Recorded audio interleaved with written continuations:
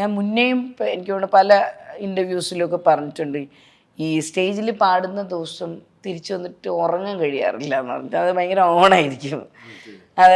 അത് ശരിക്കും ആ എനർജിയും സന്തോഷവും എല്ലാ സാധനത്തിൻ്റെ ഇതിലും നമുക്ക് ഉറക്കം വരില്ല അപ്പം എപ്പോഴും. അപ്പോൾ ഓരോ പെർഫോമൻസും തരുന്ന ഓരോരോ ഫീല് തന്നെയാണ്. അതാണ് ഞാൻ പറയാൻ വന്നത്.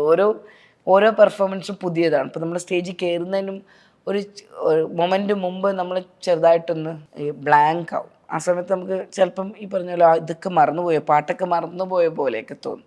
എന്നിട്ട് നമ്മളൊരു ടേക്ക് ഓഫ് ഉണ്ട് ശരിക്കും പറഞ്ഞാൽ.